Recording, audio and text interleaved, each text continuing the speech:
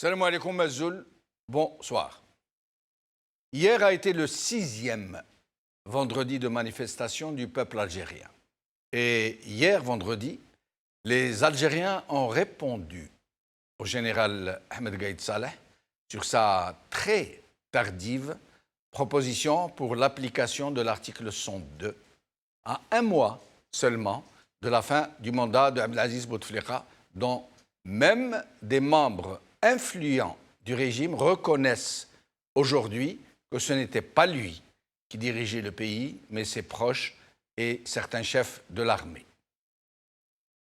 Hier, les Algériens ont répondu aux chefs de l'armée que cette constitution, qui a été violée tant de fois, qui avait été réaménagée par le régime selon ce qu'il arrangeait, un jour comme ci, un jour comme ça, n'est plus qu'un torchon, qu'elle ne devait plus être invoquée par ceux-là même qui l'a transgressée, puisque le peuple, par 6 référendums successifs, massifs et à ciel ouvert, dans toutes les villes d'Algérie et dont la quasi-totalité du corps électoral a dit sa volonté. Lui qui est la seule source de légitimité. Ce peuple a dit non à toute tergiversation, à toute diversion, à toute fourberie qui chercherait à dévoyer encore une fois la volonté populaire. Le seul message que le peuple envoie au régime et qui se résume en un seul mot est « dégage ».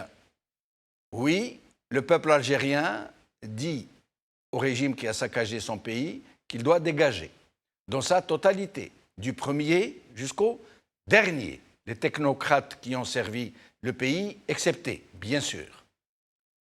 Et le peuple a dit au régime que les mécanismes de la transition et sa composante humaine ne doivent pas être imposés par ce même régime qui tente de se maintenir dans le système par des moyens artificieux et qui maintenant, en plus de cette tentative de l'article 102, tente de suggérer des noms pour assurer une éventuelle transition, des noms de personnalités qui ont déjà occupé des fonctions plus ou moins importantes au sein du régime. Le peuple algérien est en train de dire très fort qu'il n'acceptera pas, qu'il n'acceptera de personne et surtout pas du régime qui lui désigne ceux qui devront figurer dans l'instance qui devra conduire la transition. Mais la question se pose. Et comment se pose-t-elle? Comment, dans ce cas, si le régime n'est pas autorisé par le peuple à désigner ses sages, comment les plébisciter?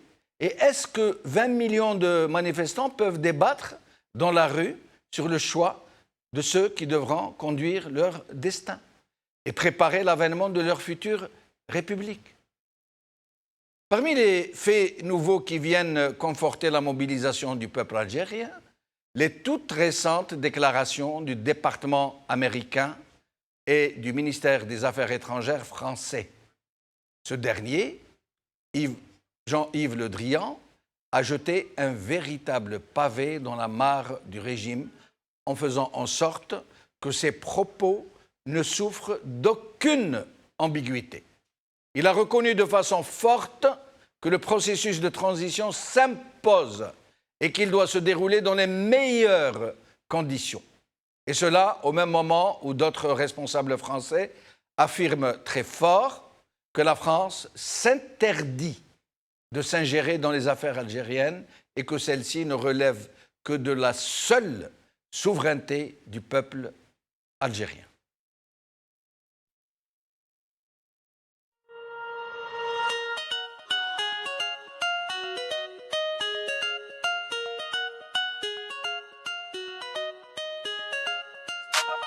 Libérez l'Algérie, libérez l'Algérie, libérez l'Algérie, fermez l'Algérie, libérez l'Algérie, libérez l'Algérie, libérez l'Algérie, Tahia الجزائر, libérez l'Algérie, libérez l'Algérie,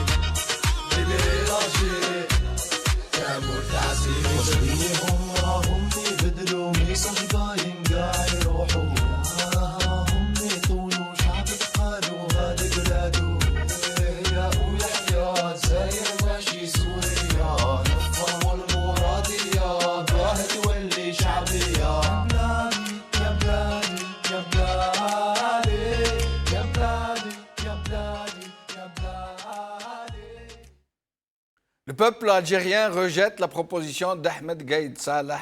C'est le titre de notre émission d'aujourd'hui. Et pour en parler, j'ai ici avec moi sur le plateau Idir Onoran, analyste politique. Merci Idir. Merci d'être avec M. nous. Benchelouf pour l'invitation. Nous allons être rejoints bientôt par Brahim Younsi qui arrive. Il y a un problème de transport aujourd'hui. Problème de transport, en effet. Au téléphone, nous allons avoir Ali Benouari, ex-ministre, président de Nida Al-Watan. Farhat Aitali, expert financier. Et peut-être Borhan Messir, si nous arrivons à le joindre, fonctionnaire international à la retraite. Nous allons commencer par Monsieur Farhat Aitali. Merci d'être des nôtres, Farhat Aitali. Bonsoir. Bonsoir.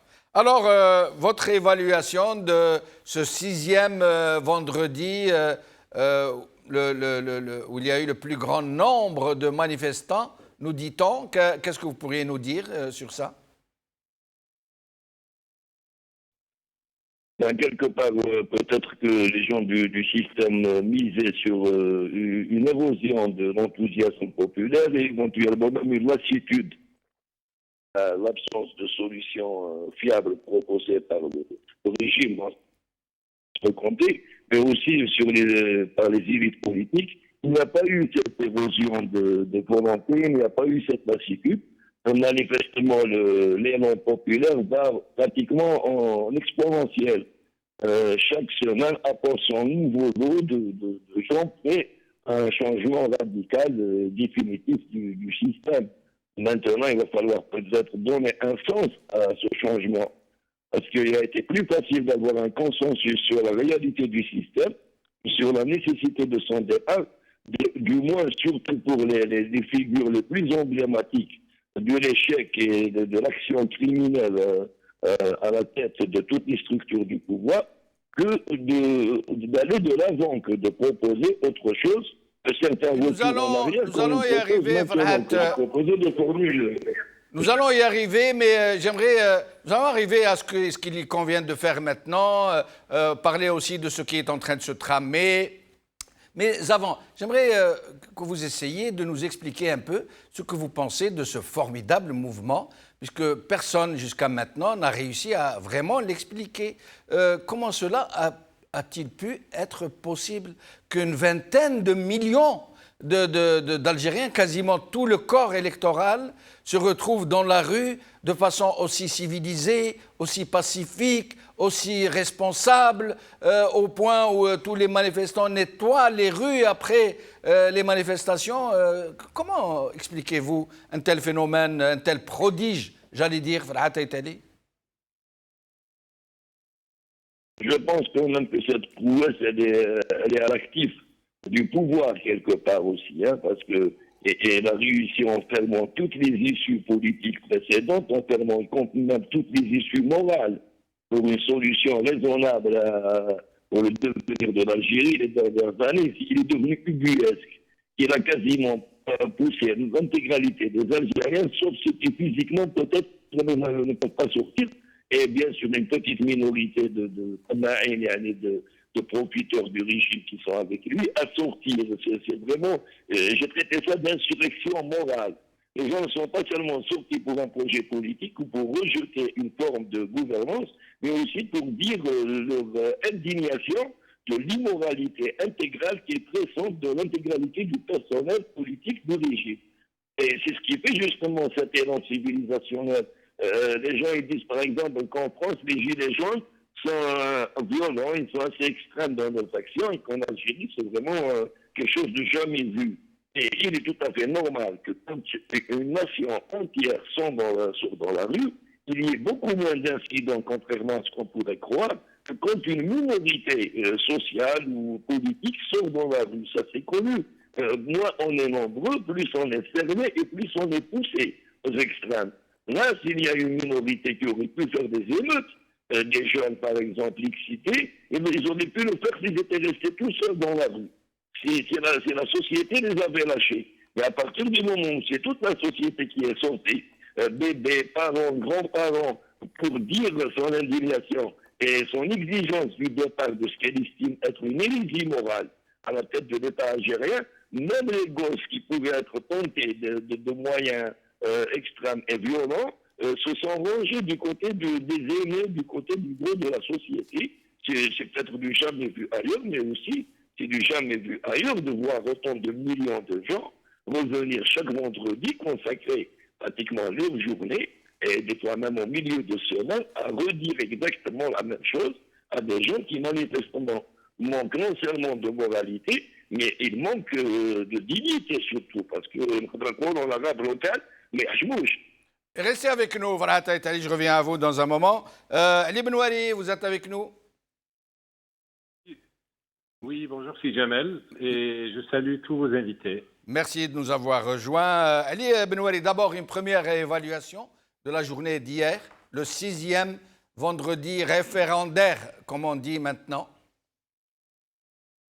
Eh bien, nous sommes toujours sous le charme et de cette chose, de cette affaire gigantesque. Je sors à l'instant d'une conférence que j'ai donnée au club de Genève. C'est un club qui s'intéresse à la géopolitique et on m'a posé la question, comment est-ce que vous avez fait pour sortir 15-20 millions d'Algériens dehors qui chantent, qui dansent, qui veulent une révolution en chantant et en nettoyant derrière eux?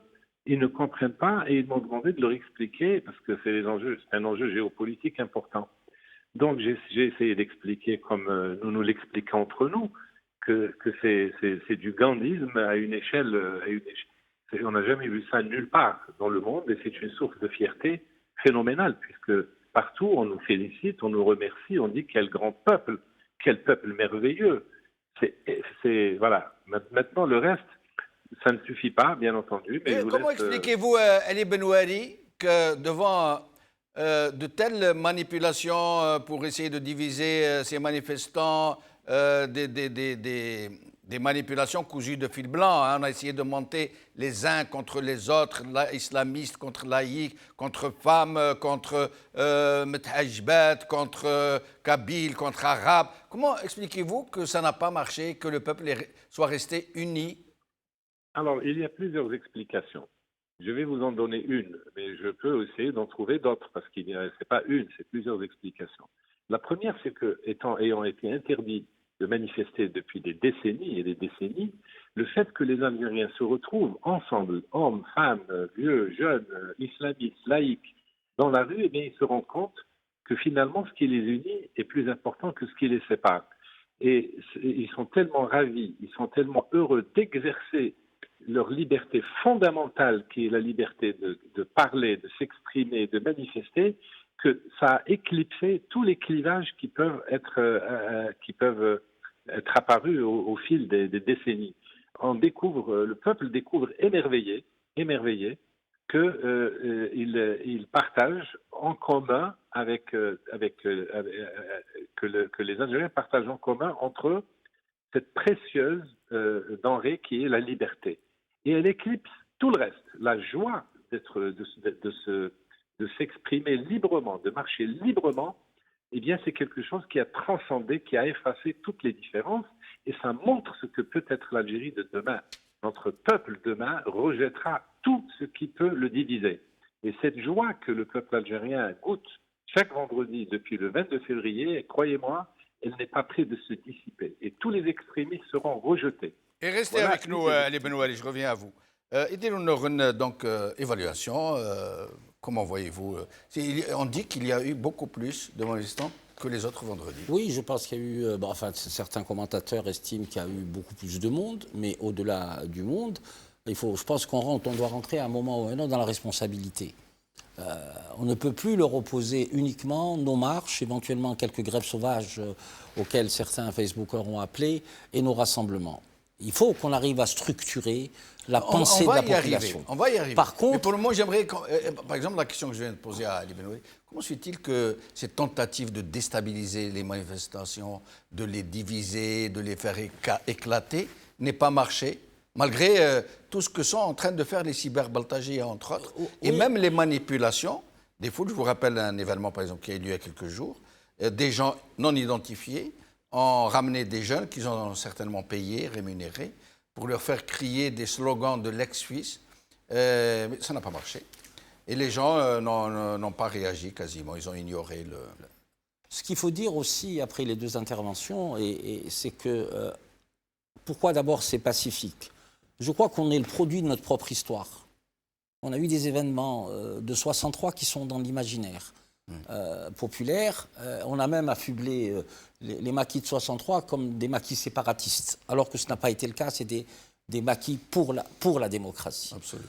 On a eu à vivre, et peut-être au sein de l'UNA, de l'UNEA, des tas de brimades, d'emprisonnement, de corrections extrajudiciaires. On a eu à vivre 80, on a eu à vivre 85, on a eu à vivre 88, on a eu 87 à Constantine aussi. Constantine 87, merci de me le rappeler.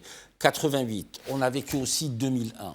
Cette histoire-là, elle est partagée dans toutes les régions. Si au départ elle n'interpelle pas, elle fait partie de nous. Je pense, c'est pour ça que le peuple algérien, je pense qu'aujourd'hui refusera et refuse la violence. 1991. Oui, évidemment, oui, 91 et 2001, je l'ai signalé aussi, j'ai fait l'impasse sur la décennie noire. Tous ces éléments constitutifs d'un vécu qu'on a partagé peu ou prou, et dans l'imaginaire, les parents ont transmis, et les Algériens ne veulent plus vivre dans la violence, au-delà de la violence, d'incivilité, etc. Et partout ça existe, et dans toutes les sociétés ça existe. Mais le souci, au-delà de ça, comment structurer justement la pensée et les différentes pensées de la rue? Est-ce que les manifestants, comme nous tous, avons la solution? Est-ce que le pouvoir a la solution? Est-ce que l'opposition a la solution? Comment arriver à un moment ou à un autre que les gens puissent se parler, malgré ce que vous avez très bien dit, c'est des référendums tous les vendredis. Mais on ne connaît pas exactement, à part, on ne veut plus de cette gouvernance, on ne veut plus de cette constitution, on ne veut plus du président de la République, on ne veut plus de Gaïd Salah. Et il y a ce fameux mot « dégage ». Et ce dégagisme, évidemment. Donc, que va produire la pensée de la société qui marche? À côté, on a une opposition qui est désincarnée, je suis désolé. Il n'y a pas de personnalité forte. Et nous allons y arriver. Très bien. Brahim Younsi vient de nous rejoindre. Merci d'être avec nous, Brahim Younsi. Je suis désolé pour je sais, il y a un problème de transport. Il y a un problème de transport. Oui, en effet. Alors, Brahim Younsi, nous parlions de Salut mon ami Idir. Marhaba, c'est Brahim. Nous parlions de vendredi d'hier, donc le 6e référendum, comme le qualifient désormais les Algériens, où il y aurait eu encore plus de monde que les autres vendredis, où il y a eu autant de pacifisme, de civisme, de haute tenue politique, des contestations très fortes, avec des slogans très forts, très ciblés, et donc que tout le monde a considéré comme étant une réponse magistrale à la proposition de M. Ahmed Gaïd Salah. D'abord, qu'est-ce que vous pensez de la journée d'hier? Immense. Immense journée. Et le peuple était immense. Et je crois que c'est Jean Sénac, le poète, qui avait écrit un poème là-dessus dont j'ai oublié certains vers. Oui. Sinon, je vous l'aurais récité. Déclamé. Déclamé, absolument. Ouais. C'est immense ce qui s'est produit hier. De semaine en semaine, de vendredi en vendredi, le peuple démontre qu'il est beaucoup plus en avance que les élites, politiques notamment. Il est beaucoup plus en avance. À un point où le mot « peuple », on ne sent plus galvaudé comme il était il y a un certain moment. On n'a plus de complexe à dire « le peuple ». Parce qu'on était tout de suite accusé de populisme. Oui, de démagogie. Parce que le peuple a montré qu'il pensait, qu'il réfléchissait et qu'il sait ce qu'il fait. Il était difficile de s'en réclamer aussi. Mais oui, d'un certain moment. Mais il sait ce qu'il fait. Parce que les élites, encore une fois, se trompent sur le mouvement lui-même, parce qu'elle croit que ce peuple est dans une lutte de représentation. Et on l'a vu toutes ces dernières semaines, chacun nommer des représentants. Nous allons y arriver. C'est une partie de notre... J'aimerais que nous restions pour le moment sur cette évaluation de la journée et de l'explication. Est-ce que vous pouvez nous expliquer comment un tel prodige est-il possible? 20 millions de manifestants à travers tout le pays qui ne sont ni encadrés, ni sous le contrôle de partis politiques, de leaders quelconques, qui sont tout seuls. C'est comme si c'était réglé, comme si c'était une immense machine qui... Quand certains d'entre nous le disaient il y a quelques semaines, avant que les choses ne se passent de la façon dont elles se passent, nous étions renvoyés dans un coin quand nous disions que le peuple est capable de prodiges. Oui. Parce qu'il l'avait déjà démontré. 1954, c'était un prodige. C'était un prodige. Et le peuple a marché, le peuple a suivi, s'est mobilisé, etc. C'est prodigieux, mais c'est comme ça. C'est la magie aussi des peuples, pas seulement le peuple algérien. On l'a vu ailleurs, renverser des dictatures les plus féroces. Les dictatures les plus féroces ont été renversées par leur peuple. Mais je termine juste ce que je dis, même s'il faut qu'on en revienne. Je veux dire que le peuple algérien n'est pas dans une lutte de représentation.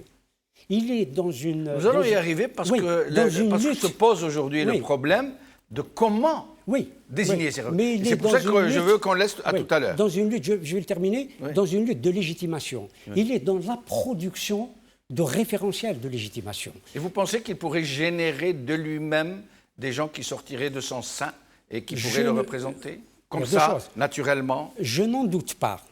Je n'en doute pas. Mais les laboratoires travaillent à l'intérieur et à l'extérieur. Et comment expliquez-vous que toutes les manipulations, parce que le régime a vite compris qu'il fallait diviser, faire éclater cette masse qui lui était hostile, et il a mis en branle des tas de manœuvres, y compris les cyberbaltagia, y compris les slogans, y compris injecter des manifestants provocateurs. Il n'a pas réussi pourtant à diviser. Mais ça ne marchera pas. Ça ne marchera pas aujourd'hui comme le reste ne marchera pas. Le pouvoir n'a pas que des imbéciles à sa tête dans les laboratoires qu'il a. Il n'y a pas de contraire. Oui, absolument. Il y a les spin doctors. À chaque fois, on a sorti la théorie de l'ennemi. C'est Carl Schmitt.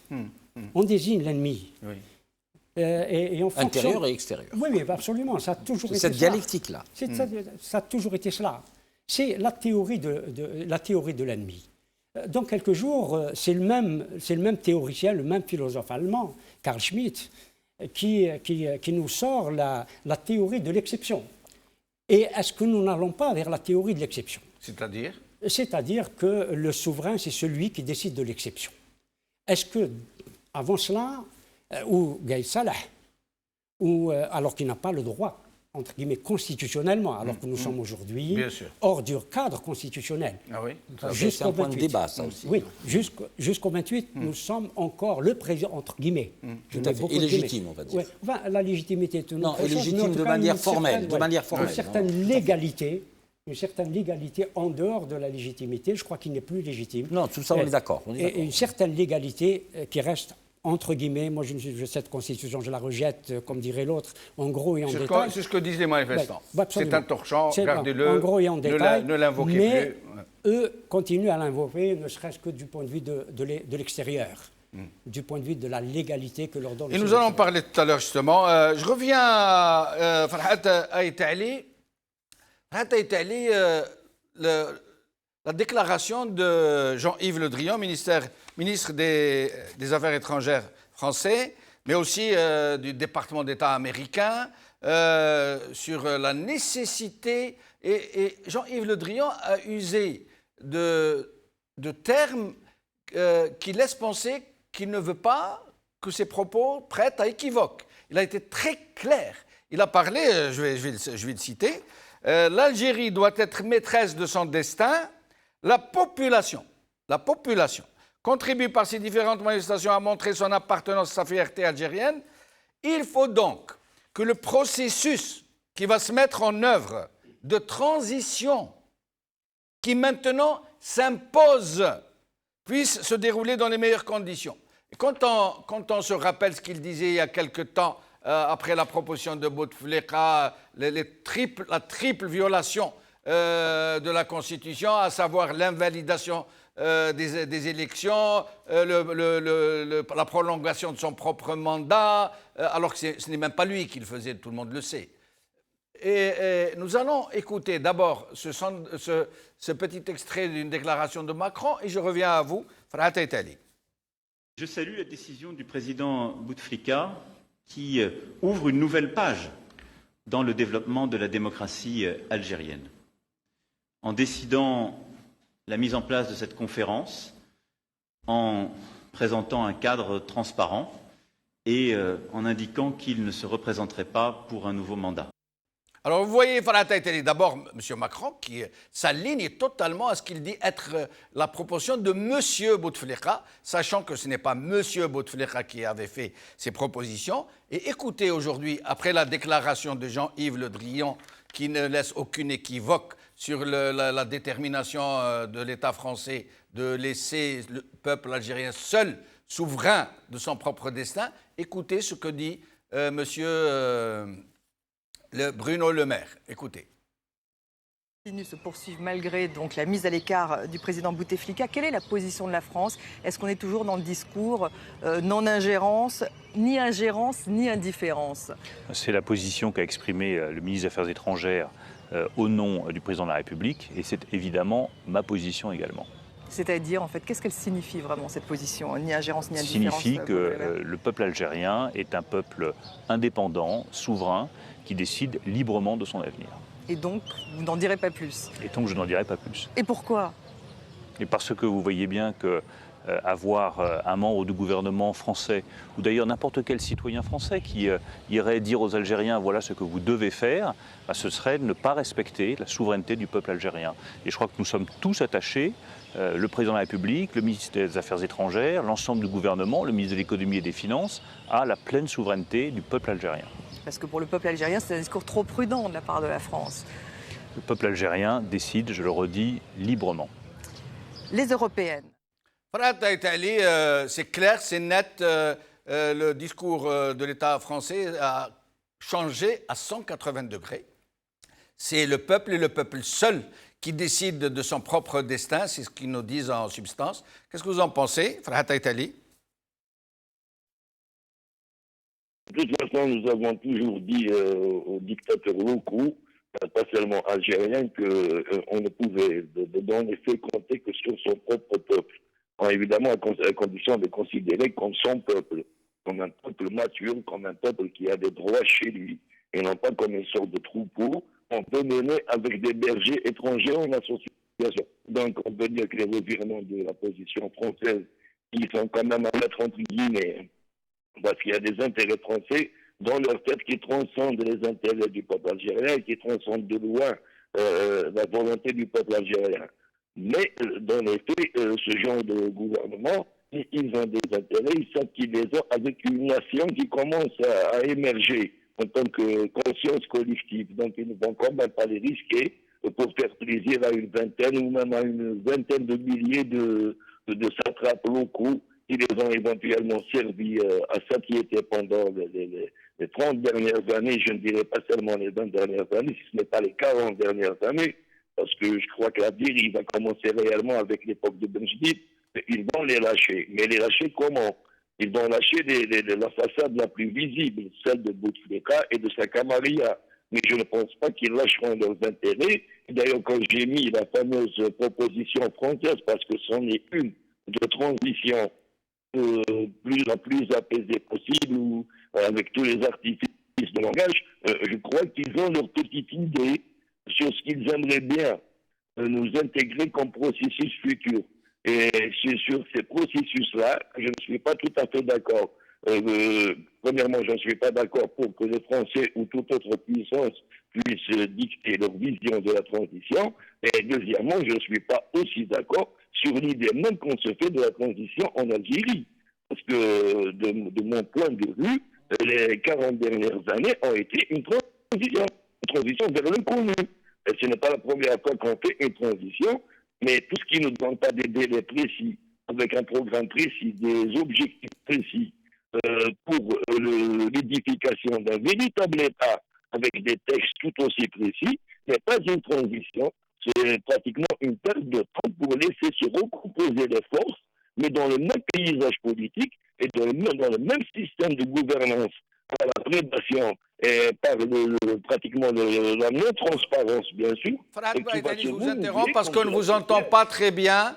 Voilà, Taïtali, je vous interromps. Nous allons vous reprendre dans quelques instants. Ali Benouari. Ali Benouari, qu'est-ce que vous pensez de de ce revirement de l'État français pour ce qui est des affaires algériennes, où il dit clairement que c'est au peuple algérien désormais de décider de son propre destin. Et il dit le peuple algérien. Il ne dit pas l'État algérien ou M. Bouteflika ou M. Gaïd Saleh. Oui, c'est une victoire du peuple algérien. C'est une victoire supplémentaire, un acquis supplémentaire du peuple algérien qui sait maintenant que personne ne lui fera aucun cadeau. Et tant qu'il continue à manifester, il retrouvera les pleins attributs de sa souveraineté. Donc aujourd'hui, c'est Macron. Bref, tous les soutiens sont en train de tomber. Tous les soutiens au régime sont en train de tomber les uns après les autres parce qu'ils ont pris acte, la France, les États-Unis américains ont pris acte de la souveraineté du peuple. Ils savent qu'ils ne peuvent rien contre un peuple qui est déterminé. Ce n'est pas un cadeau qu'on nous fait, c'est un acquis, une victoire du peuple. Très bien. Restez avec nous, Ali Benouari. Idil, sur la même question. Quand on salue, M. Le Drian salue le civisme remarquable des Algériens et qu'il termine par que la transition qui doit s'imposer en Algérie doit se dérouler dans les meilleures conditions.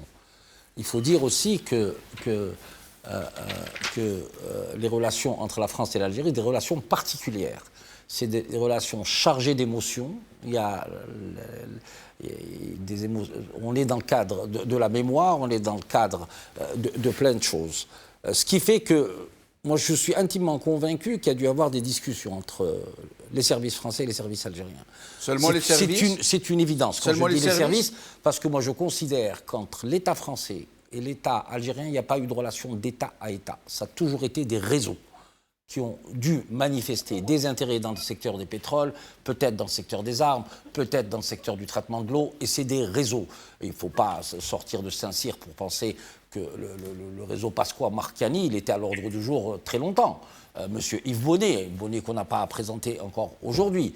Mais il me semble, concernant cette transition, moi je sais une chose, c'est qu'il y a 3 semaines, un mois, ils étaient tétanisés. Je vais vous donner un seul exemple. M. Macron a fait rappeler son ambassadeur, pas dans le cadre d'une brouille diplomatique, mais il a voulu, ça aurait pu se passer en catimini. Mais ils ont médiatisé. L'ambassadeur de France en Algérie est venu à l'Élysée pour discuter avec M.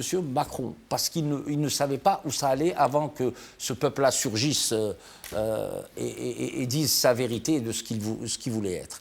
Parallèlement à ça, donc pour moi, je suis intimement convaincu que l'une des solutions, maintenant, on a 2 problèmes. Soit on continue sur l'ordre constitutionnel, c'est-à-dire l'article 102. Non, là, c'était notre sujet. Oui, mais j'aimerais que vous me disiez aussi votre avis sur la déclaration américaine. Oui, la déclaration américaine... Vous avez la déclaration? Oui, non, je l'avais notée là. Ouais. Il appartient au peuple algérien de dire comment il veut mener la transition. Il appartient au peuple algérien. Ce qui fait que tous les textes sont de facto inopérants. Ça, c'est le premier élément. Parallèlement à ça, il ne peut pas donner le bâton. Il faut bien qu'il donne un peu la carotte, un petit peu. Et il dit, excusez-moi juste, c'est très important, il salue le gouvernement algérien pour assurer la garantie et la sécurité des manifestants. Ça veut dire... qu'il n'y a pas eu de répression et qu'il vaut mieux continuer dans ce sens. Mais il y a une indication. Les 2 communiqués parlent de la nécessité d'une transition. Tout à fait, évidemment.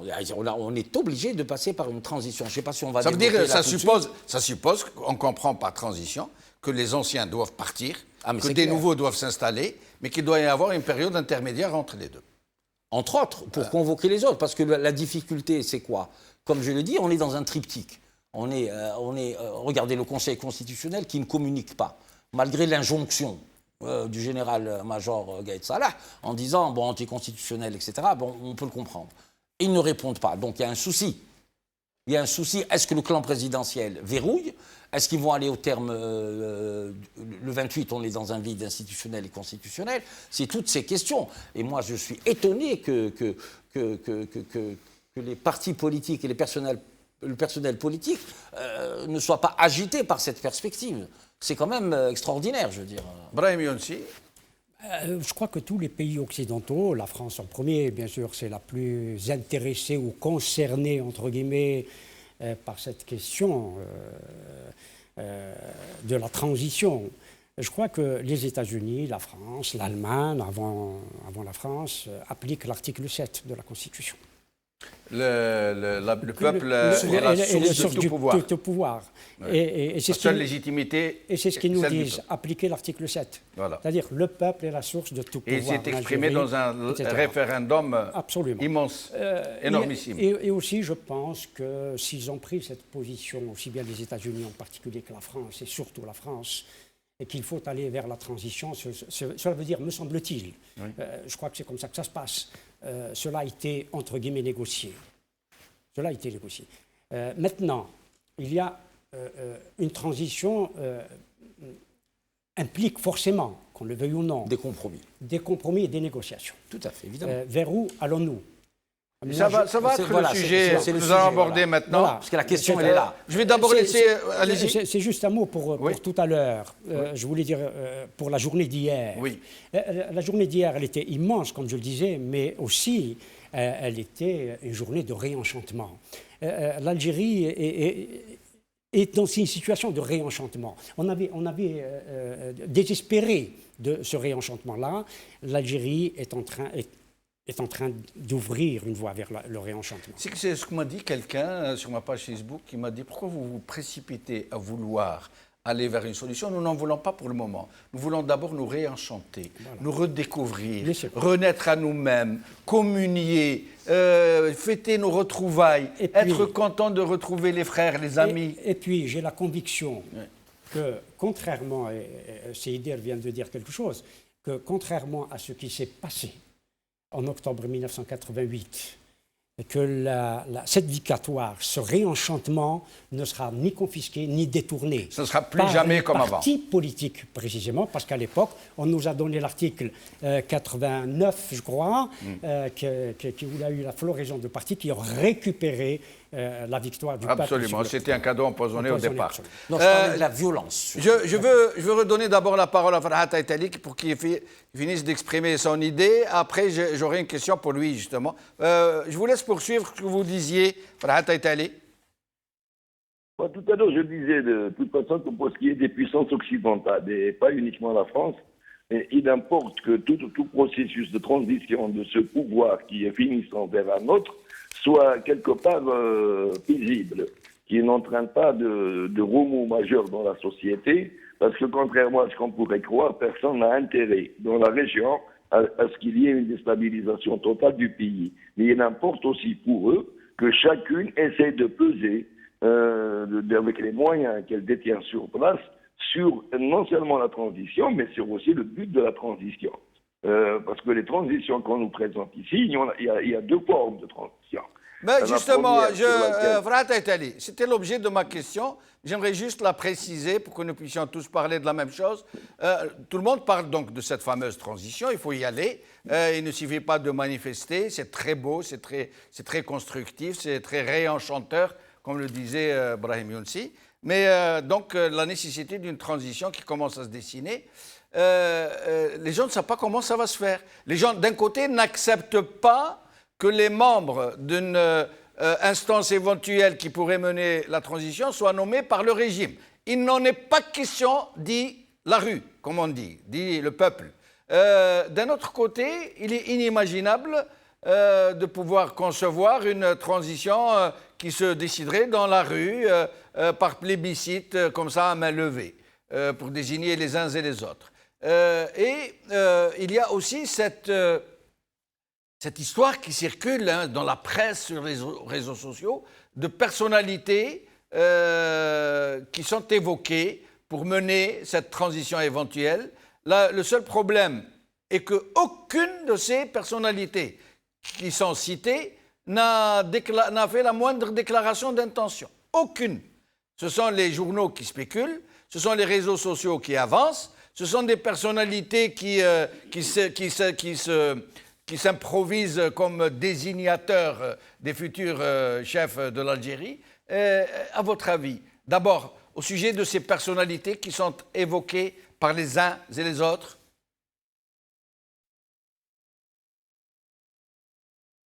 Farhat Aïtali, nous l'avons perdu, nous allons essayer de le retrouver. Donc la question est à Ali Benouari s'il a écouté.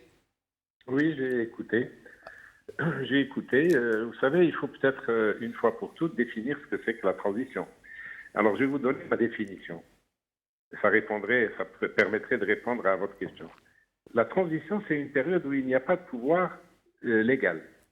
Nous passons d'une dictature qui tombe et nous voulons passer à un pouvoir élu.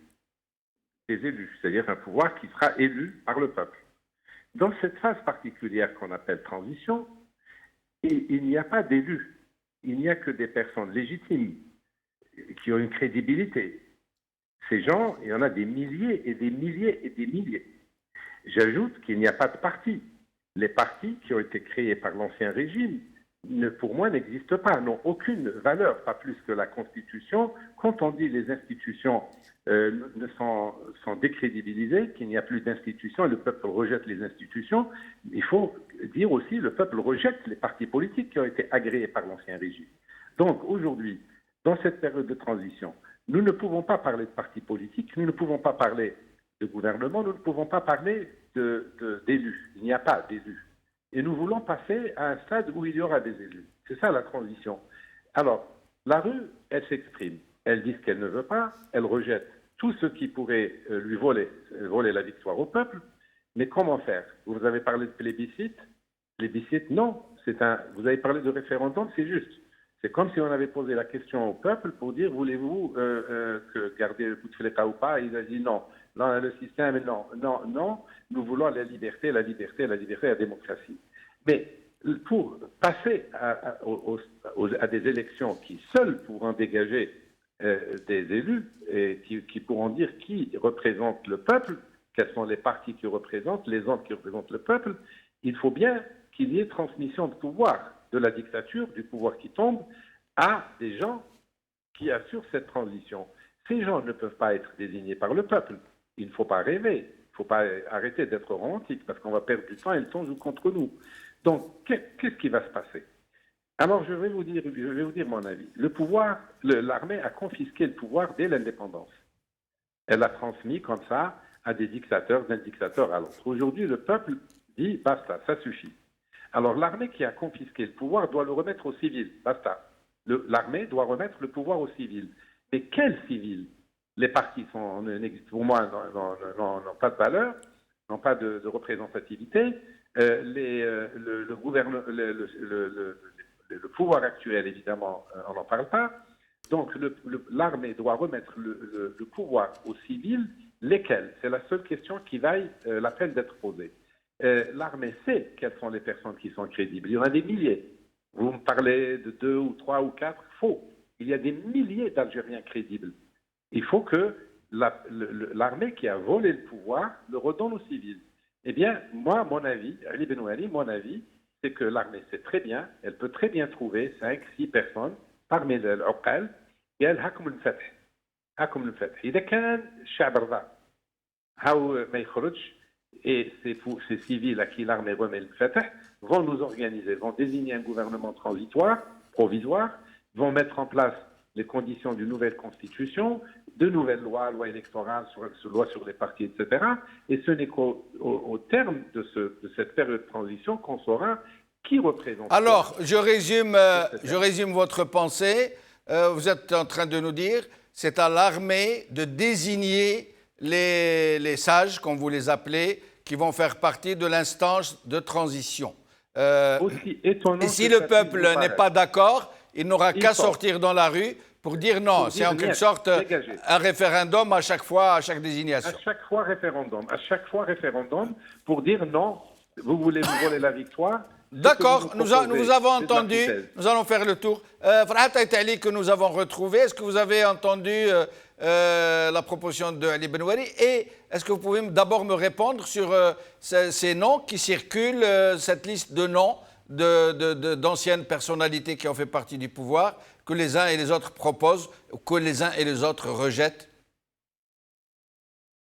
Je vais commenter, si jamais, par votre question qui était au fait constituée de 3 questions. La première, c'était justement la fameuse transition proposée par le régime, qui n'en est pas une. C'est pratiquement un gain de temps pour la bande en place et une perte de temps pour le pays. Donc, celle-ci a été refusée catégoriquement par, je dirais, l'intégralité des Algériens, dont moi-même. La deuxième consiste en cette fantaisie qui veut que le peuple désigne ses représentants en rue. Le peuple, mais quel peuple selon quelle vision? Farhat Aïtali, je me permets de vous interrompre encore une fois. On vous entend très mal. Je vous laisse entre les mains de la régie. J'espère qu'on va trouver la solution. Le mieux serait d'avoir un téléphone fixe, peut-être. Je reviens à vous dans un moment. Alors, Idir Nourn, d'abord, qu'est-ce que vous pensez de cette liste d'anciens responsables qui circulent? Et quelle est votre vision de la transition? Et quelle réponse apportez-vous à Ali Benouari? Oui, moi sur la liste des gens qui circulent. Oui, c'est-à-dire que bon, il remet finalement à la source de nos problèmes la direction des opérations. Ça, non, d'abord sur la liste des gens. Oui, la liste, puisqu'il dit, si j'ai bien écouté M. Benouari, que c'est à l'armée à désigner. Non, avant d'arriver à ça, oui. Qu'est-ce que vous pensez de la liste qui circule, mais de gens qui ne se sont pas exprimés? C'est l'opinion publique qui les a avancés, c'est des médias, des personnalités, d'autres qui avancent des noms, qui proposent, alors que ces gens n'ont rien dit, ils n'ont pas dit « oui, on accepte d'y aller, c'est une intention ». Ils n'ont même pas émis le vœu, ils n'ont même pas produit un papier qui les mettrait évenlement… Même pas une déclaration, même pas une interview, voilà, rien. En pole position pour dire « voilà, je fais une offre de service parce que j'aime mon pays ». Le problème, c'est qu'on ne peut pas dénier aux personnalités qui veulent accompagner la transition leur désir de donner leur expérience, leur expertise pour le pays. Par contre, il ne me semble pas que ce soit à l'armée à désigner. Il ne me semble pas. Maintenant, si l'armée, qui détient l'essentiel du pouvoir en Algérie, on l'a vu, puisque c'est le général-major qui a convoqué l'article 102, maintenant, si l'armée devient aussi une directrice de casting, marhaba, c'est-à-dire bienvenue. Non, ça veut dire que vous êtes contre la proposition de Benouari? Pas contre, je la nuance. Parce qu'il me semble que dans la société civile, il y a des personnalités qui peuvent émerger, qui ont la notion de l'État, qui ont la culture de l'État, qui ont une vision sur la transition. Là, j'ai bien aimé votre introduction, M. Benouari, et qui fatalement pourront éventuellement accompagner tout ce qui se dit dans la rue. Et en plus, ce n'est pas évident d'essayer de ramasser toutes les vérités en une seule bouche. Il y a 20 millions d'Algériens qui sortent, et là, il faut... Mais il a dit que si les gens n'acceptent pas, ils n'auront qu'à sortir dans la rue pour dire non. Ça ne peut pas durer éternellement, ça, parce que moi, je l'ai dit tout à l'heure, je pense que, je me permets de le redire, on ne peut pas leur opposer que nos marches et nos rassemblements, même si c'est festif. Le côté festif, tant mieux, c'est la fraternisation, on se retrouve. Et je rejoins, je ne sais plus lequel, c'est M. Farhat Aïtali ou M. Benouari qui a dit c'est la naissance d'une nation quelque part. Oui, je suis d'accord. Mais là maintenant, il faut rentrer dans le dur. Et comment vous voyez la transition, vous? Quelles sont vos propositions de façon concrète? Si on vous demandait de nous donner votre avis de façon claire, qu'est-ce qu'il faut faire pour aller vers cette transition? Comment désigner ces gens qui devront faire part de cette structure, de cette instance, appelons-la comme on veut? Il y a deux possibilités en ce qui me concerne, il n'y en a pas 36 000. Il y a deux voies. Il y a la voie qui reste dans le cadre constitutionnel en convoquant l'article 102 et passer à une élection présidentielle et entamer une transition. C'est comme ça. Le 102, les candidats vont y aller. Entre-temps, on met une équipe de transition, une grande commission chargée des élections pour la transparence, qu'on devienne des standards internationaux, non pas dans l'habitacle, mais dans la façon de compter, dans la façon de dépouiller, et que ça ne souffre d'aucune contestation. Ça, on est dans l'ordre constitutionnel tel que l'a proposé le général-major. Or, le référendum de ce vendredi dit non, on ne veut plus de cette constitution. Il y a deux voies. Quelle est la voie que choisira la rue ? Parce que la voie constitutionnelle... Mais vous hormis l'article 102, qu'est-ce que vous proposez? À titre personnel, moi je choisis la transition telle que proposée par la société, par le peuple algérien. Mais comment désigner les gens? À ce moment-là, il faudra faire attention. Je pense qu'on peut se donner 1 mois et demi, 2 mois, parce qu'on ne peut pas se tromper. La transition, c'est au-delà des élections, c'est tenir, tous nos indicateurs économiques sont au rouge. Il faut une continuité de l'État, parce qu'à un moment donné, il faut être sérieux. Maintenant, quant à la démarche comment organiser, il me semble qu'il y a beaucoup de, là je rejoins M. Benoît, de cadres et d'anciens cadres qui peuvent piloter et garantir de manière, au niveau de la probité, cette transition. Parce que cette transition va nous amener à une assemblée constituante. Et c'est dans cette assemblée constituante que se jouera le destin de l'Algérie. Avant, c'est une étape intermédiaire. C'est dans la constituante, quand il faudra toucher à la nation, quand il faudra toucher à l'architecture institutionnelle, au type de république qu'on veut, à quel régime présidentiel, on en a fait l'expérience, on n'en veut plus, semi-présidentiel, parlementaire. Ça, ce sera des questions importantes qui auront à agiter toute la population algérienne. Pour le reste, dire comment, pas comment, je vais vous dire une chose, chacun a sa méthode et ce n'est pas là l'essentiel. Si on s'arrange sur la démarche, comment y arriver, le plan général, parce que à ce moment-là, une grande partie du problème est réglée. Que les gens se manifestent et disent « je suis pour cette transition ». Que je veux pas... Alors, Ahmed Gaïd Salah vient de réunir son état-major et il hausse le ton, comme le rapporte un article de presse, où il dit « il n'y a que l'article 102 ». Ah, tu vois, vous c'est voyez, comme ça, que l'article 102. Et il dit même que toutes les propositions découlant de ces réunions suspectes, hein, les réunions qui se passent à gauche et à droite, qui vont à l'encontre de la légalité constitutionnelle, c'est ce que je disais, ou portent atteinte à l'ANP, qui demeure une ligne rouge, sont totalement inacceptables et auxquelles l'ANP fera face par tous les moyens légaux. C'est clair. Alors, Brahim Younsi, avant de commenter ça, d'abord, il a la pépite qui est sortie là. Allez, allez, vas-y mon grand. D'abord, qu'est-ce que vous pensez de cette liste qui circule de personnalités politiques? Je ne les connais pas. Je ne sais pas, je n'ai pas lu cette liste, mais je l'ai dit tout à l'heure et je le répète. Je crois que la révolution n'est pas finie et que le peuple n'est pas dans une lutte de représentation. Il ne veut pas de représentants, sinon il les aurait trouvés. Indéniablement, il les aurait trouvés. Il est dans un processus de légitimation. Le peuple n'a pas terminé sa révolution. La révolution n'est pas terminée. Non, mais que pensez-vous? D'abord, c'est oui. très important. Oui. Que pensez-vous de ces gens qui sont là, derrière leur je ne sais pas quoi, et qui sont là à désigner des personnalités sans même que ces mêmes personnalités n'aient exprimé leur intention de se porter à une telle candidature? Ça veut dire qu'il y a des embrouilles qui sont en train de se produire. Ou alors c'est des bons de commande, c'est Brahim. Oui, sans doute. C'est des bons de commande. Pour moi, il y a deux pôles. Et on entend les deux pôles, on les entend. Le pôle que l'on voit dans la rue, c'est 20 millions. Au bas mot, c'est 20 millions d'Algériens qui sont dans la rue. Ça, c'est le pôle de la résistance. Et on entend par ailleurs le pôle du marché. Je l'appelle comme cela. C'est le pôle du marché. En termes économiques. Ah, d'accord, voilà. Pas seulement. Oui, en termes économiques. Mais c'est-à-dire qu'il faut préserver l'économie. D'accord. Bon, le pôle économique et le marché, c'est aussi le compromis. Il y a des gens qui veulent aller tout de suite au compromis sur le dos de la résistance. Il y a encore une résistance. Le peuple n'a pas dit son dernier mot. Et c'est la raison pour laquelle, pour revenir à la déclaration de Gaïd Salah... D'abord, quelle est votre profession pour aller vers une transition? je Comment voyez-vous les voies et moyens à mettre en œuvre? Je ne peux pas. À le moment donné, le peuple, comme je l'ai dit, il vit la démocratie. Il la vit à la base. Nous voyons la démocratie, pour une fois en Algérie, vivre. C'est quoi cette démocratie? C'est l'inclusion de tout le monde. Personne n'est exclu, le peuple n'exclut plus personne. Et c'est ça la démocratie. Et de quelle manière il le fait? Il le fait de la manière la plus pacifique. La démocratie, c'est le moyen, et tout simplement, le peuple est en train de donner des leçons.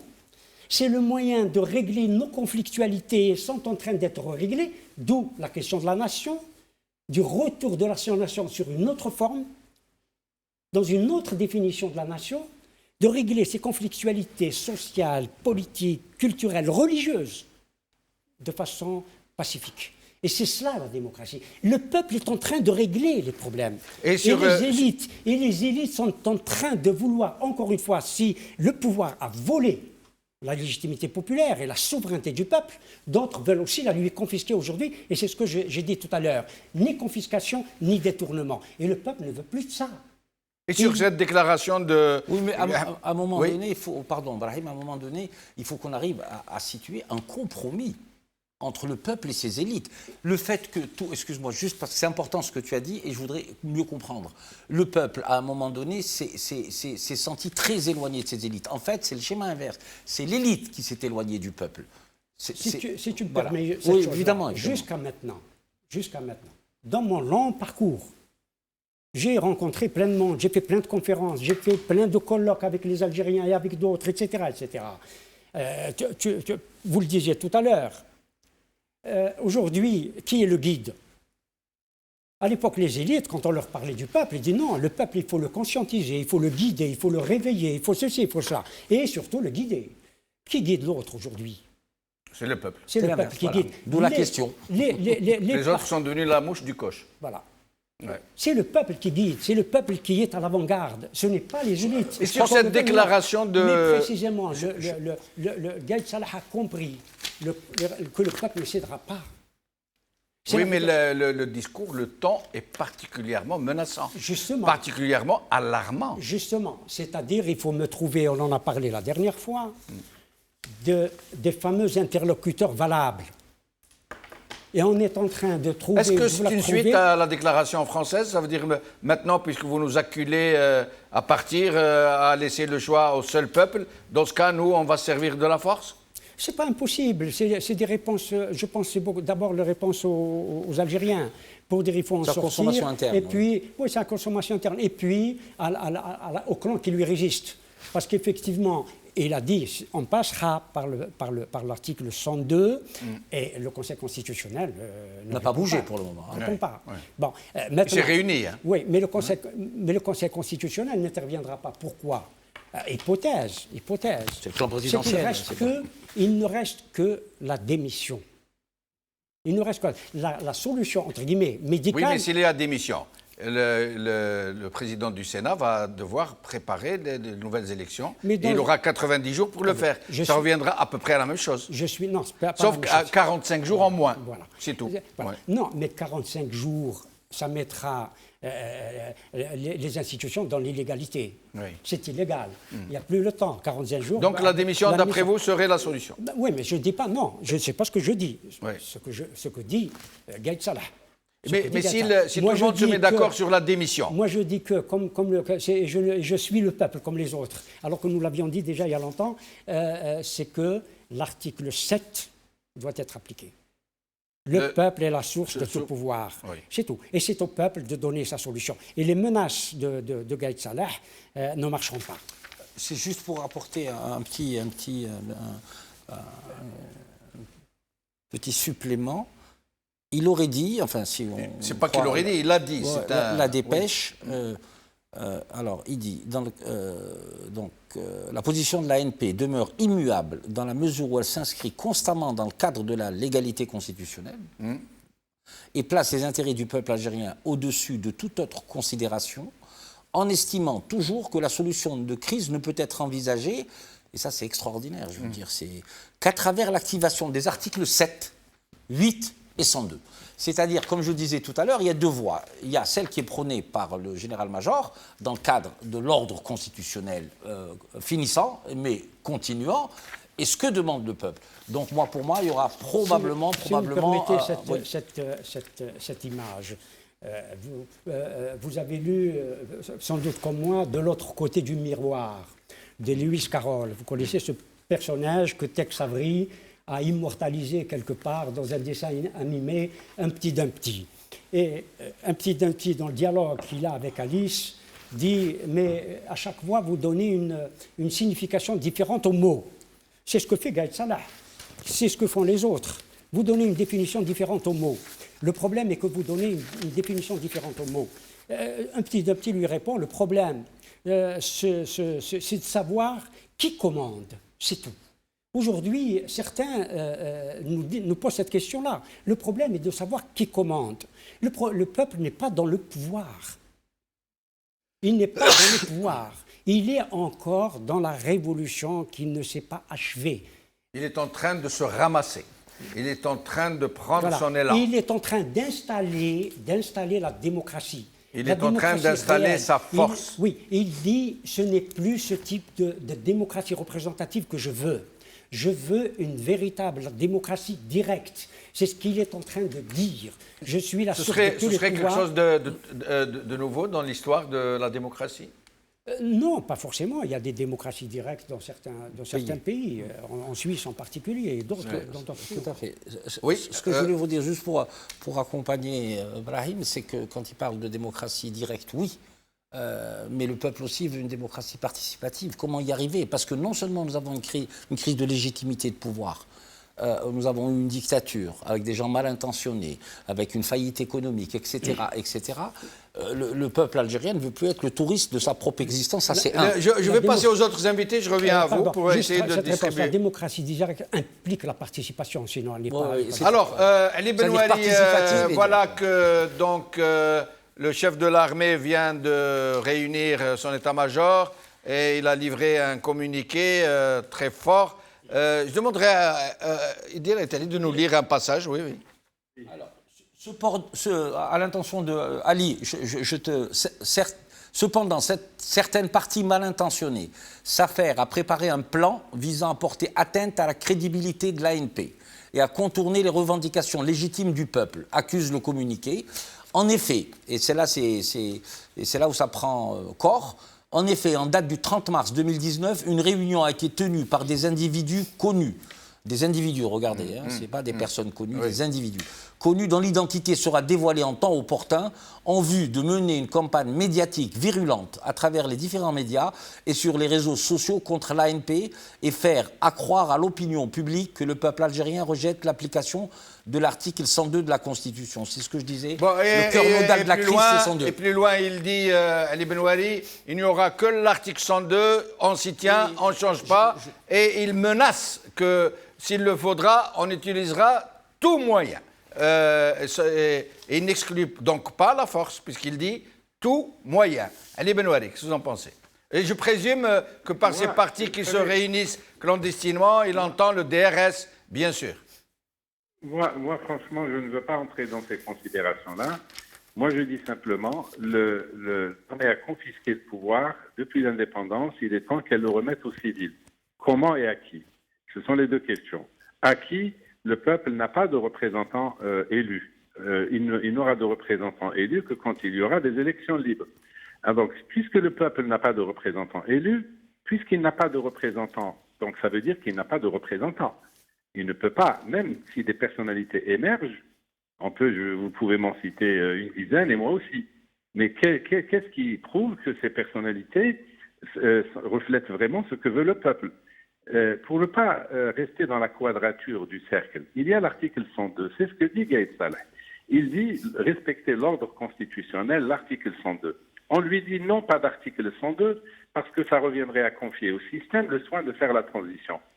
Ça peut effectivement être logique de dire non, pas d'article 102.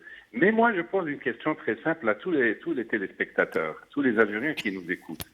En dehors de l'article 102, qu'est-ce qu'il y a aujourd'hui comme mode de transmission du pouvoir? Parce que les clés sont au niveau de l'armée. L'armée veut remettre les clés à des représentants du peuple. Alors l'article 102 a le seul mérite de dire, voilà, il y a un processus qui consiste à passer par le président du Sénat, qui devient président par intérim et organise de nouvelles élections. Et au travers de ces élections, ou à l'issue de ces élections, on connaîtra les représentants du peuple. Si on lui dit non, pas d'article 102, on pense à quoi? Que le peuple, mais le peuple c'est quoi? Le peuple, comment? Nous ne sommes pas dans une agora athénienne où il y a 500 personnes. On n'est pas non plus en Suisse, parce que la démocratie représentative suisse, la démocratie directe suisse, elle est organisée en fonction d'une constitution. Là, nous ne sommes pas dans ce cas de figure. Toutes les institutions sont décrédibilisées. Moi, à mon avis, il faudrait dialoguer un peu plus sereinement avec l'institution militaire, lui dire simplement, rendez le pouvoir aux civils. Comment on peut en discuter? Si on n'est pas d'accord avec l'article 102, il faut faire une contre-proposition qui tienne la route. Aucune proposition en dehors de l'article 102, je suis désolé de vous le dire, ne tient la route. Aucune. Mais Ali Benouari, Gaël Saleh est en train de nous dire... Attendez, non mais attendez. Allez-y. Il y a des personnalités crédibles auxquelles l'armée peut remettre les clés. Mais quelles sont ces personnalités? Vous verrez que dès que les noms de ces personnalités sortent, que ce soit Zeroual ou quelqu'un d'autre, vous allez voir des gens, des milliers, des millions de gens qui diront non à quelqu'un qui a ramené Yahya, non à quelqu'un qui a ramené Bouteflika. Qu'est-ce que vous allez leur répondre? Vous voyez bien, le peuple n'a pas de représentants en ce moment et ne peut pas en avoir si on ne passe pas par des élections. Mais comme on n'est pas dans un processus électoral, mais dans un processus de transition, moi, la seule chose à laquelle je m'accroche, si vous me permettez l'expression, c'est de dire l'armée doit remettre le pouvoir aux civils. L'armée semble dire oui, je suis d'accord, c'est ce que dit l'armée. Oui, mais le communiqué de Gaël Saleh dit tout à fait le contraire. Regardez, attendez, Ali Benouari, je vais vous lire quelque chose. Je cite le communiqué. Alors, la majorité du peuple algérien, il dit bien ça, la majorité du peuple algérien à travers les marches pacifiques a accueilli favorablement la proposition de l'ANP, c'est-à-dire l'article 102. Alors qu'hier, tous les manifestants disaient non à l'article 102. Et plus loin, qu'est-ce qu'il dit? Il dit, en effet, en date du 30 mars, c'est-à-dire aujourd'hui, une réunion a été tenue par des individus connus dont l'identité sera dévoilée en temps opportun en vue de mener une campagne médiatique virulente à travers les différents médias et sur les réseaux sociaux contre l'ANP, et faire accroire à l'opinion publique que le peuple algérien rejette l'application de l'article 102. Ça veut dire que ce n'est plus le DRS dont il parle. Peut-être qu'il parle... Si vous permettez. Mais laissez-moi finir, Ali Benouari. Peut-être qu'il parle de ces gens qui sont pressentis pour être les membres de cette transition. Peut-être parle-t-il de Zeroual, peut-être parle-t-il de Bouchachi, peut-être parle-t-il de Tebboune et les autres. Alors, moi je vais vous dire, il se pourrait que cette déclaration ait été faite jeudi soir, avant la marche de vendredi, avant les marches de vendredi. Mais en tout cas, le fil du dialogue... Aujourd'hui, la réunion. La réunion s'est tenue aujourd'hui. Alors, ils n'ont peut-être pas compris le sens de ce que veulent les Algériens. Il faut leur expliquer que soit vous rendez le pouvoir aux civils par le biais de l'article 102, mais avec le risque que le peuple rejette cette démarche, soit vous remettez le pouvoir aux civils, à un groupe de civils qui sont connus pour être des personnes crédibles, à vous de les choisir. Si vous les choisissez mal, on continuera à sortir. Si vous les choisissez bien, eh bien, on ne sortira pas. Oui, mais Ali Benouari, il y a contradiction quelque part dans ce que vous dites, puisque le peuple est sorti pour dire non à l'article 102 et que M. Gaël Saleh dit non, le peuple a sorti pour dire oui à l'article 102. Ben on verra vendredi prochain, on verra. Et il n'y a pas qu'un vendredi, hein. Dans un mois, il y a 4 vendredis. Alors, restez avec nous, Farhat Aitali, j'espère que le téléphone est bon, cette fois-ci, que nous allons bien vous entendre. Farhat Aitali. Normalement, c'est bon. Ah là, très bien, c'est bon, on vous écoute. Je suis avec M. Djamal. Alors, très bien. Farhat Aitali, vous avez lu le communiqué qui vient de tomber sur la réunion du général de corps d'armée, vice-ministre de la Défense, avec les commandants des forces, le commandant de la première région militaire et le secrétaire général du ministère de la Défense nationale. Est-ce que vous l'avez lu? Vous en avez pris connaissance? Je l'ai sous les yeux. Très bien. Alors, qu'est-ce que vous en pensez? Je suis en train de... franchement, l'ANP, de toute façon, n'a pas d'autre choix que de transmettre le pouvoir à des civils, ou bien même, je dirais, des élus. Ils ne peuvent pas sortir du processus électoral. Et ça, je trouve que c'est logique de leur part, mais c'est logique de la part de toute personne censée dans ce pays. Ils ne peuvent pas transmettre le pouvoir des sages. Je suis désolé de contredire M. Benouari, parce que ces sages-là n'auraient pas plus de crédibilité aux yeux de la population que s'ils étaient choisis par différents conclaves dans la population. L'armée ne peut pas aussi ni diriger une transition comme durant les années 90, mais encore assumer la casse des jours à venir. Je parle de casse économique aussi, parce que acceptera de superviser ou de donner sa bénédiction à un pouvoir hétéroclite, appelez-le pouvoir de transition, nommez comme vous le voulez, mais il ne pourra jamais affronter les échéances à venir s'il n'a pas une légitimité électorale. Donc ils ont choisi l'article 102 qui recèle aussi la démission, hein, parce que c'est dans l'article 102 qu'il y a le constat de vacances pour cause de maladie, il y a aussi la démission.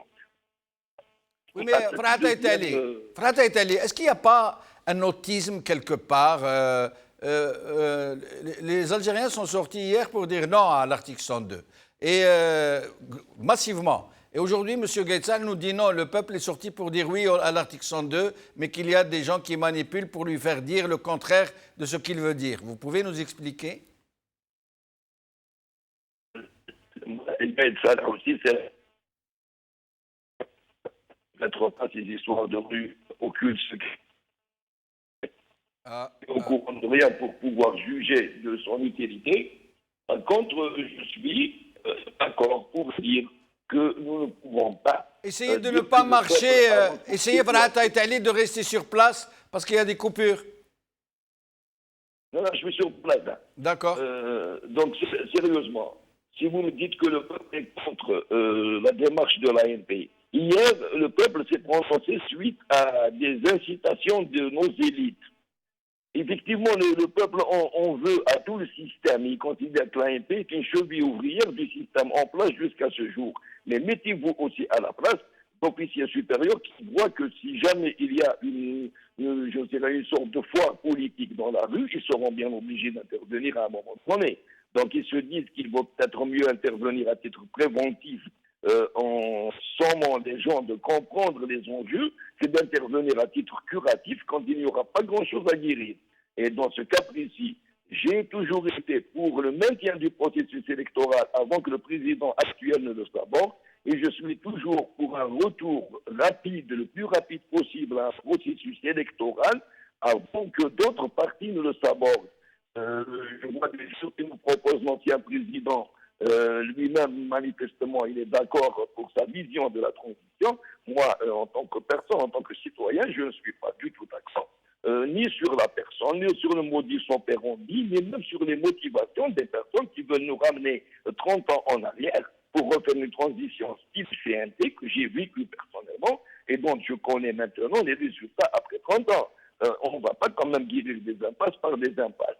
J'aurais eu peur d'ailleurs que l'état-major de l'ANP ne se ramasse sur l'un de ses anciens chefs pour essayer de trouver une solution qui n'en est pas une.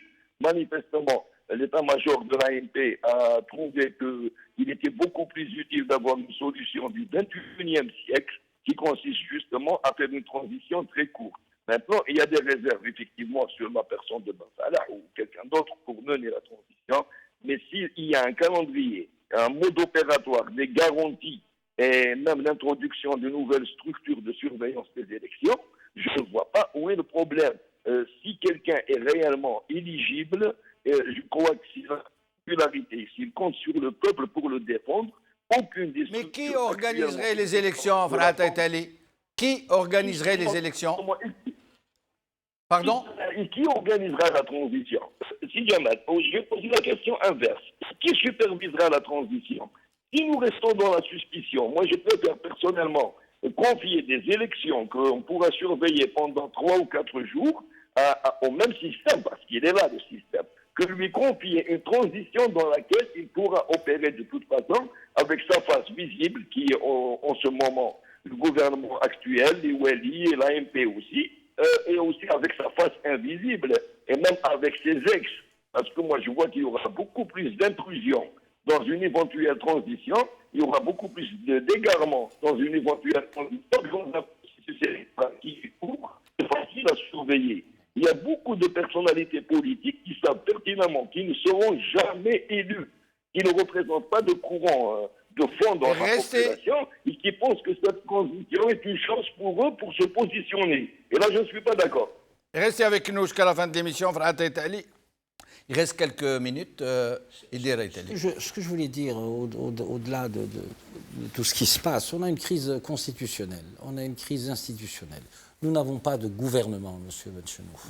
Vous voyez dans quelles conditions se trouve l'État. C'est bien de le rappeler, il n'y a pas de évidemment, gouvernement. Il n'y a pas de gouvernement.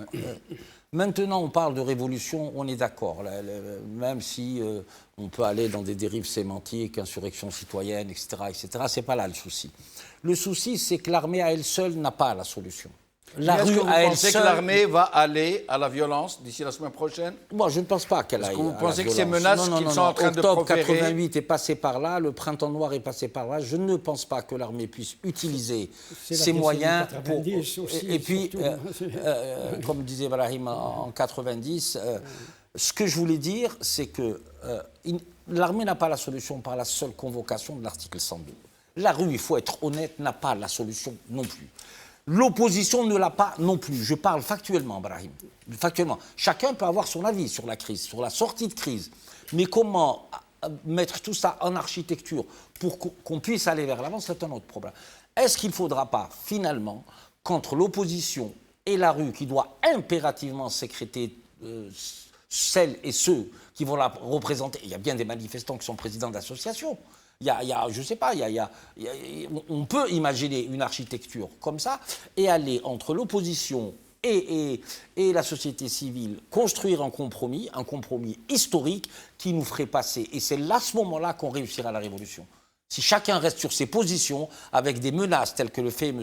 Gaïd Salah, avec une population jeune qui risque de se radicaliser, c'est un élément qu'il faut prendre en ligne de compte. Oui. Manipulé ou pas, quelles que soient les forces qui induisent. Jusqu'à présent, la société algérienne, le peuple algérien a montré une grande maturité pacifique. Tout à fait. Si maintenant on vient le menacer et que ça dégénère, on saura d'où c'est venu. Entre autres. Brahim Yossi.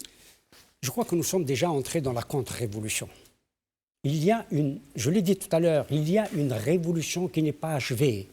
Le peuple a pris le pouvoir. C'est ça qu'on ignore. Le peuple a pris le pouvoir, il ne le lâchera pas. Et il aura tort de le lâcher ou de le donner à qui que ce soit d'autre qui ne sortent pas de ses rangs, ou accepter qui que ce soit d'autre qui ne sortent pas de ses rangs. Le peuple a pris réellement le pouvoir. Et ces menaces de l'armée? Cela, c'est une autre paire de manches. En tout cas, le peuple a pris le pouvoir réel.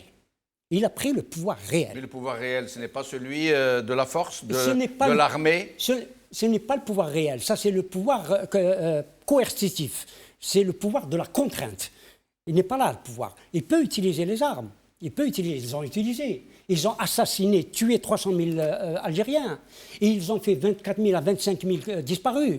Et ils ont fait verser le sang des Algériens déjà.